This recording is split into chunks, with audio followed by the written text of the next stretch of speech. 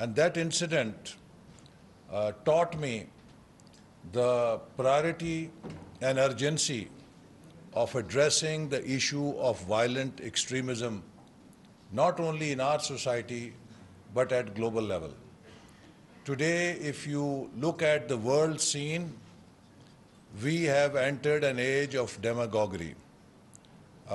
Whether it is country like ours, whether it is the developed world like North America or Europe or Australia or New Zealand, everywhere today you find rise of extremism in one form or another. There are shootings taking place in every part of the world. It is not just here in Pakistan that we have people who are blinded by their hate for other either sects or religions. Even in a country like Canada, a Pakistani origin family is overrun by a truck driver who thinks that they are alien to his country and they have no right to live in Canada. Similarly, we saw this tragic incident of shooting in a mosque in New Zealand, which is a very peaceful country.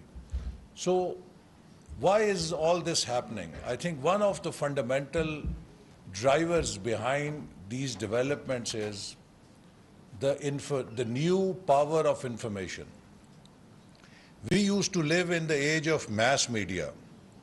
As long as we lived in the age of mass media, the media, in order to draw greater audience, they had to broadcast messages which will relate to wider audiences.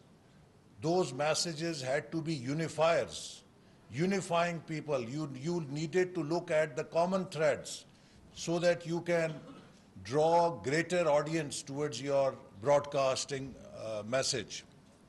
But with the advent of micromedia, now there is no need for unifiers. Now any parochial message can be broadcast by a single individual or a person at global scene or global level. So what we see today is a proliferation of these extremist parochial messages reaching out to people and influencing them. I think one big challenge is how do we counter the spread of extremism through the new media, which is enabling each and every extremist to reach out to every person in any part of the world through social media. Still, we are lagging behind these groups who are spreading messages of hate on social media. So I think societies have to come together and find out a mechanism so that we can effectively have stronger counter narratives so that our youth is not swayed by these elements. There are many reasons for people to take the path of extremism. There was a conference in France once I attended, and people from all over the world were trying to demystify or decode what it takes for someone to become an extremist. So people had different explanations. Someone said that, lack of education, somebody said unemployment, somebody said inequality, someone said, lack of justice, and all different sorts of answers. I remember there was a very senior veteran professor from either from Oxford University or Cambridge, I don't remember correctly, but he was very aged. And he was of German origin. He happened to be a Jew also. So he said that, look, what happened to Jews in Germany, today if you mention that in modern Germany, they would not even like to discuss it.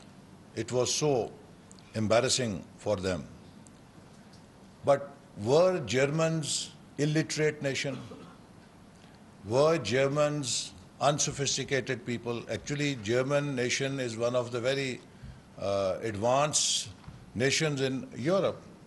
But they, when they fell victim to the ideology of hate propagated by Hitler, they were completely blindfolded. And they acted in a manner that it still embarrasses them in history, that how they did what they did. So he said that, look, it was neither education nor anything. Humans have one virus. If it enters in their mind, it turns them into beasts. And that virus is the virus of prejudice. You know, if you can invoke prejudice in human minds, that can turn humans into beasts. And this prejudice leads them towards hate. And when you are driven by hate, your mind shuts to any rationality. So I think the biggest culprit today for this lack of tolerance in our societies everywhere is the promotion of prejudice and hate by these demagogue leaders. And that is what we need to now fight collectively as human civilization. The world is connected, and you have seen that how just the conflict between Russia and Ukraine has disrupted the whole world. Today, the heat of this conflict is impacting even the remotest island in Pacific Ocean. So this is a connected world, it is a global world. So what happens in one part of the world sooner or later touches everyone. So this is not an age in which we can afford to believe in theories like clash of civilizations. We need to think in terms of collaboration of civilizations. We don't only need interfaith harmony, we also need inter-civilization harmony. And that is why,